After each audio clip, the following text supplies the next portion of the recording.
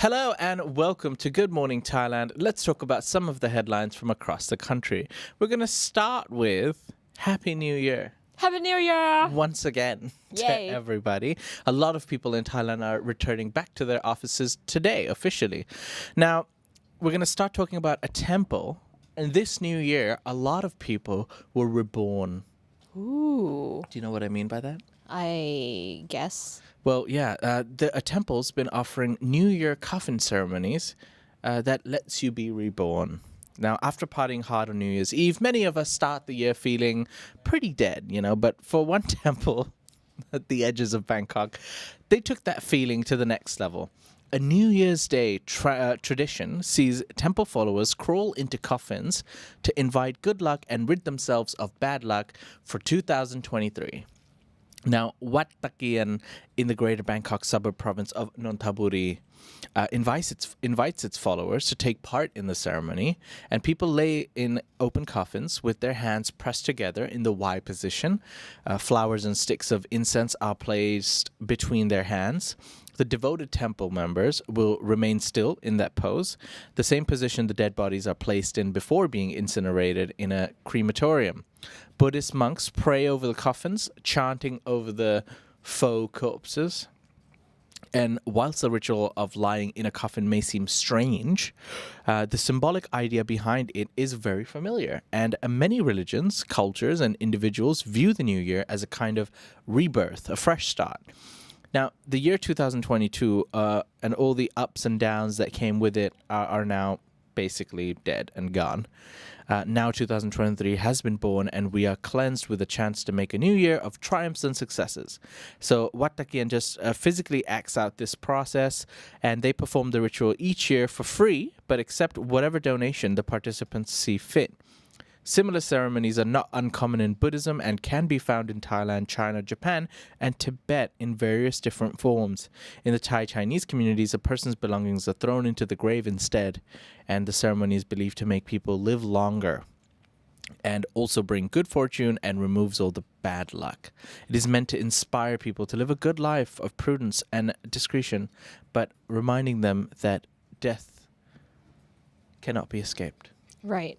That's pretty cool. I would definitely try that. Well, this was the first time ever that I've heard about this ceremony. Yeah, but I don't think it's widely Practiced. Yeah, it's not widely popular or practiced. Yeah. and definitely not for the people who are claustrophobic. Yes, because definitely not. I didn't know that they put cloths on top of it as well, so you'll be boxed in. With respect to people's beliefs and rituals, it's slightly creepy to me. I say That's that why with I respect. wanted I'm to just do saying, it. Like, hey, I'm in a coffin, and I don't want to pretend like I'm dead. No? Oh, I do That's it a all the day. possibility every day when we come to work Yeah. on the motorbikes. Yes. But still, it's like, it's a bit too real for me. Mm. But hey, if you feel reborn and you can start that's the boost you need to start your year, then good for you. You do you. Mm. All right.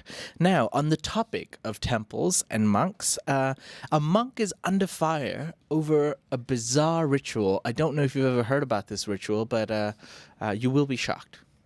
Natty, Whew, what is this? a bizarre ritual? Is it me? Haha, yes it is. It is a bizarre ritual. So a monk from a temple in Chonburi is under fire over his bizarre ritual of putting small pebbles onto the eyes of his followers. Actually, it's not onto, like when he says onto the eyes, it's literally on the eyeballs. So the eyes are open. Okay. The monk believes that the stones are relics of the Lord Buddha, have magical powers, and do not hurt anyone.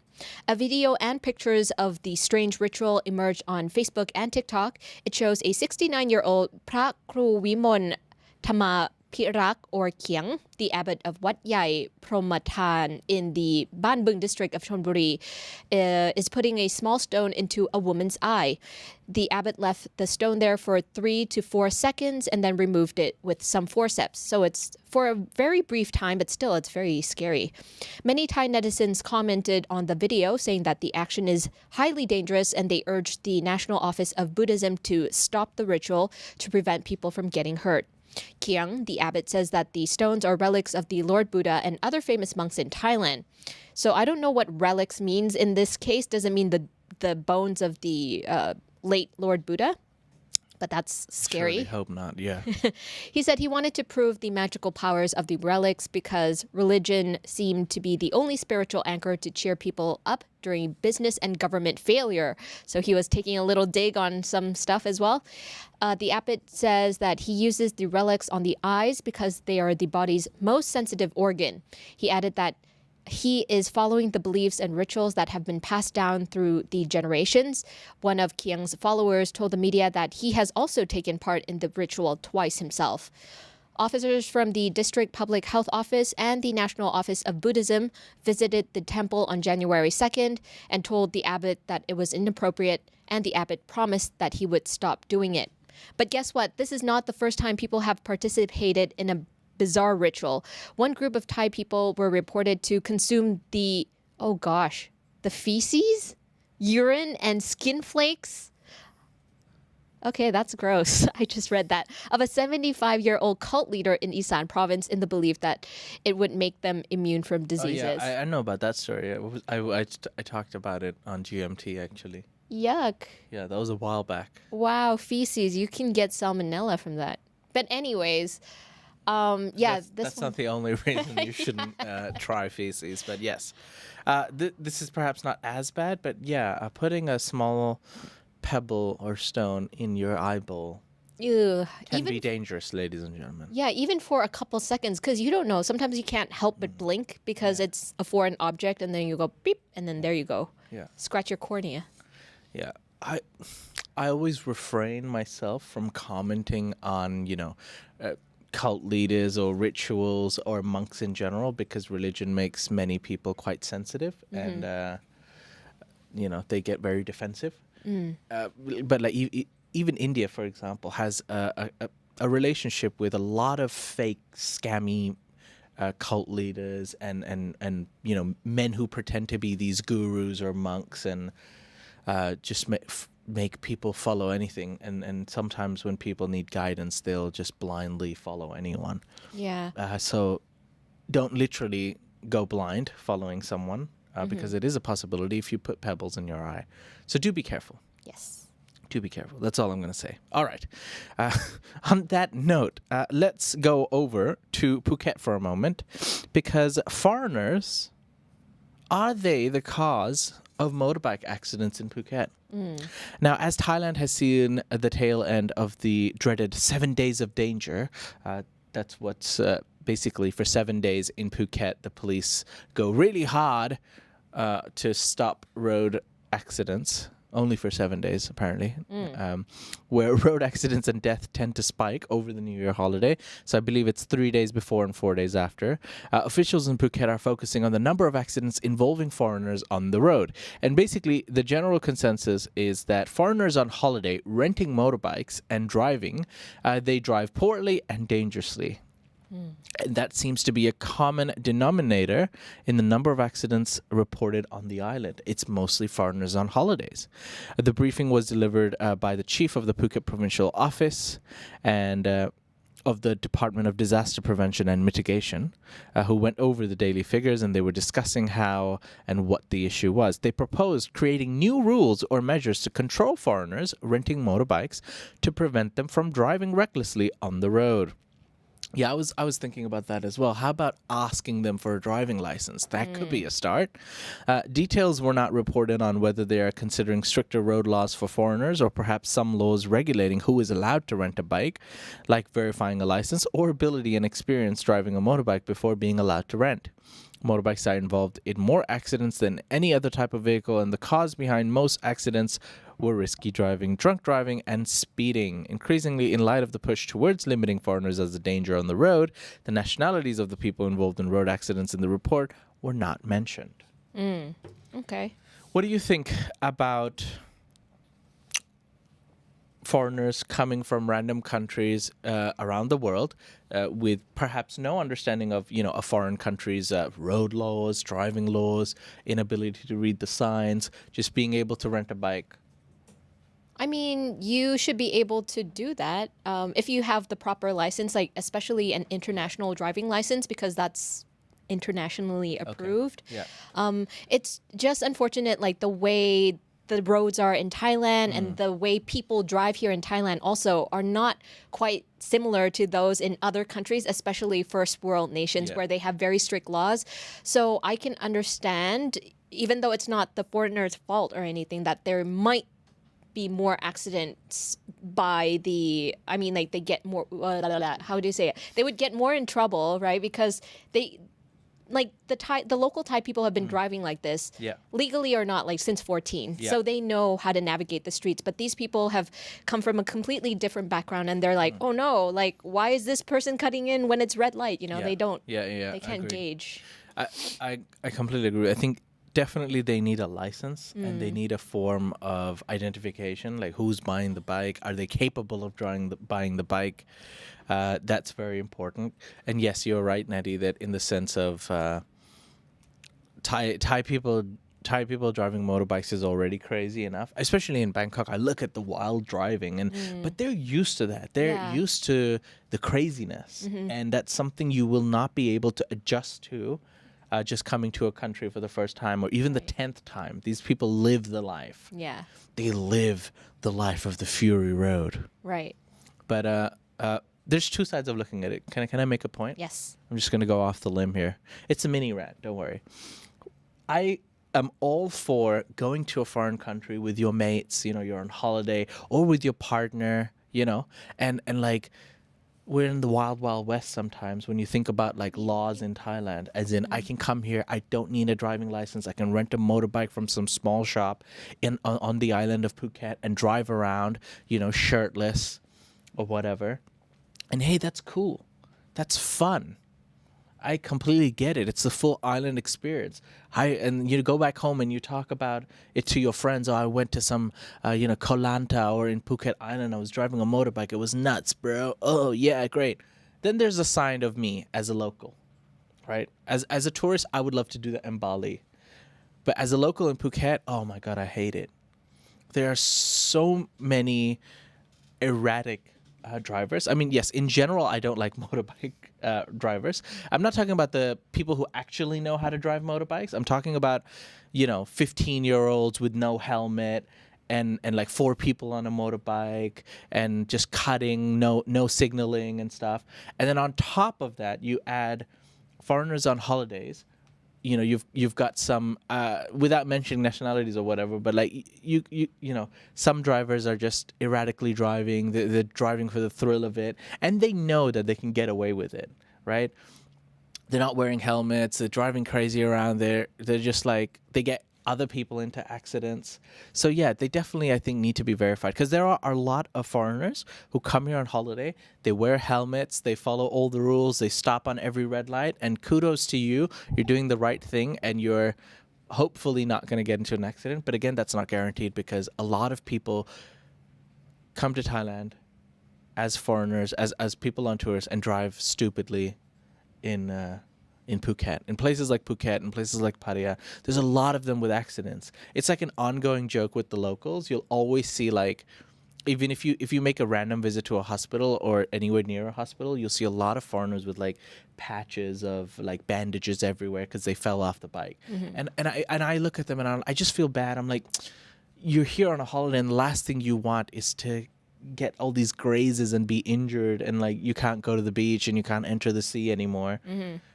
So I would always suggest them to like pay that a little bit extra and just take a tuk-tuk, even though some of them are very scammy and overpriced. But it's better than just hurting yourself. So here's a plea. This is what needs to happen. Firstly, the government needs to do a better job to stop these small shops from just renting out bikes to anyone. Secondly, a person with a license deserves to drive a motorbike because they've done it legally and they know how to operate the bike, and it's extremely easy to get a motorbike license in Phuket. I think I've gone on long enough. Goody. On my mini rant. You feel good, better, liberated? All right. Yeah. I just want people to be safe. I just safe want people. a safer environment for locals and tourists to enjoy together and not like make it bad for anyone, you know? Yeah. All right. On that note, ladies and gentlemen, we're going to take a quick break and a quick breather. But after, we will come back with some more funny and good stories here in Thailand because it's Thailand and it's always something crazy going on here. So we'll be back right after this. And join the fun at Carnival Magic, the world's first Thai carnival theme park. Don't miss the opportunity to experience the enchantment of the magical wonders at the one, the only Carnival Magic Phuket. Welcome back. You're watching Good Morning Thailand. And this show is brought to you by Carnival Magic, one of the newest and largest attractions in Kamala, Phuket. If you do get a chance to visit Phuket, consider traveling to Carnival Magic. It's very family friendly. It's very partner friendly. You know, boyfriend, girlfriends, and everything in the middle. It's a great place to go. So, visit Carnival Magic next time you go. We made a video about it. So if you do have any reserved thoughts about, oh, is this for me? Check out our video, and I think we will be able to change your mind. Mm-hmm. Yes, and be careful when you visit the toilet. That's all I'm going to say. My favorite part. That's all I'm going to say. Right. Hey, Natty, you know when you like go around train stations or airports, they often have big signs. So this next story is about how much does a train sign cost? Right. So Transport Minister Saksayam Shichop, he has been sniffing and smelling corruption coming from a 33 million baht budget for a new sign at Bangkok Central train station whose name is changing from Bang Sue Junction to Bangkok Aphiwat Central Station. I don't know why they want to change the name all of a sudden. 33 million baht to change a train sign. Yeah, pretty much. So the State Railway of Thailand, or we're going to call it SRT, allegedly signed a contract approving of a budget of 33,169,726.39 baht for a new sign to reflect the train station's new identity. The hefty sum left officials wondering if it really costs over 33 million baht to replace a sign, even if it's a big one. So for comparison, 30 million baht could buy you a 6-bedroom luxury pool villa in Phuket's sought-after Rawai district on worldwideweb.fazwaz.com. That was a huge plug-in for Fazwaz there. So Public Health Minister Anutin Chanwitakul and Transport Minister Saksayam Shichop ordered relevant agencies to investigate potential corruption in the budget within 7 days. If corruption is found, the contract will be terminated and those involved will be punished, said Anutin. Now, I'm not too sure why the public health minister is chiming in on this issue, but okay. Yesterday, senior executive of Unique Engineering and Construction Company Limited presented a letter to the manager of the Stock Exchange of Thailand dated December 29th. The letter allegedly evidenced that on December 29th, the construction company signed a contract with the SRT to take down the old Bang Sue Junction sign and replace it with the Bangkok Aphiwat Central Station sign for 33 million baht. So what they're saying is like, look, it's in the contract. This is all correct. However, the investigation was launched yesterday and will take no longer than 7 days under Anutin and Saksayam's orders. Anything unusual in the contract may be cancelled, or even still, whoever is responsible may be punished soon, says Saksayam. And guess what? Just last week, Thailand was ranked 4th least corrupt country in Asia and the 35th least corrupt country in the world. And that's by U.S. News. Allegedly. Yeah. 33 million baht to change a sign. I mean, it must be made out of something spectacular. Maybe gold or something. I don't know. Can't they just break down the old sign, you know, like melt it and then reforge it? Dude, like, it cannot, even if it was a brand new one, I'll give at best 5 million. 33 million, you can buy like, I don't know, like a mansion, a couple properties. I don't know. It's ridiculous. Yeah, you could probably house each and every worker Yeah. in the Bang Sue station Pretty much. for Yeah. that amount of money. You could build Yeah. little houses for them right next to the station to improve efficiency.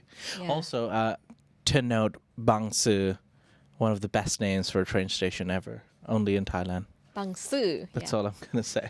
Okay. We had a lot of fun with that as children. Okay, yes. All right. Even as adults. Even Anyhow. as adults. Also shitlom. And anyways, let's go. Moving on. Yes. Our last story today, ladies and gentlemen, is regarding a mobile phone gone crazy. So here we go. It's story time with Jay, and I'm going to end the show today with a nice little story.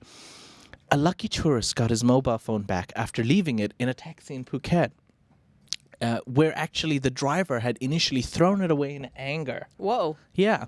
So a Kuwaiti tourist basically reported that he forgot his phone in the van. He called the minivan service, and the minivan service said, no, I did not find any phone.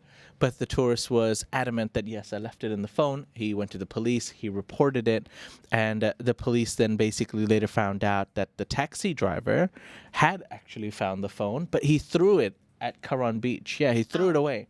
And he said, I threw it away because I was angry at the passenger. The passenger was commenting on my driving and calling it bad, and he was being a bit rude to me. He hurt my feelings. Oh. So after I found his phone, I just threw it away on the beach in Karan. Okay. To which the police basically tried to track down the phone in Karan Beach, and eventually found it on the south side of the island in Shillong. How is that possible? Yeah. So they actually interrogated the driver. This is how serious they took this phone incident. So after the driver admitted to taking the Kuwaiti man's mobile phone, according to the he said that his customer spoke badly and that's why it happened. But at the end of the day, police were able to use GPS trackers to trace it to Chalong, and the phone was then found in Karan by another tourist. Just on the beach, and he said, oh, I thought it was an abandoned phone. I just found a really nice phone on the beach. No chance of someone forgetting a nice phone on the beach, so I just took it with me to Chalong. Oh. Yeah, so he was just like, oh, I'm in good luck, and he pocketed the phone. And the mobile phone was then eventually recovered after the wild journey it took from the north to the south. And yeah, and now the phone has been reunited with the foreigner. Oh, yay. With the foreign tourist. Rather. Yeah. Well, he got lucky, honestly. Like, typically when you lose something of Yeah. that value, you would never get it back. So Yeah. he had luck on his side. So let's see what really happened, right? Is it possible that the tourist was maybe a little bit of a jerk? Yeah, for sure. Possibly. Yeah. Because I think Thai people are very kind, and they're it only a few things really bug them. So yeah, if he was disrespectful or if he was rude, the driver got upset. And on his way back after dropping the tourist, he threw his phone away on the Karan beach, which was then found by another tourist or another person who just was like, oh, nice, I got a new phone, and then took it back to his home, to which the police very diligently, I guess there were no other crimes happening on the island, took the whole time to track down the phone all the way to Shillong and return it to this one Kuwaiti man. Right. Wow. Next time you lose your phone, Natty, But you you know go to you the have popo. to. Yeah, but you have to register it first. Especially if you have an iPhone. I don't know. There's TikTok stuff about that. I haven't done it yet, just in case I throw You mean mine. the Find My Phone? Yeah, Find My Phone. You app. have not I registered haven't for that? done. Oh no. Yeah, I haven't. Isn't that the first thing you do? No. Okay. Okay. All right. Are you gonna steal my phone now? No comments. Oh no. All right. Well, ladies and gentlemen, make sure that you've got GPS tracking on your phone, I guess. Yes. Or not. Many people are against that. I'm not. I'm just lazy.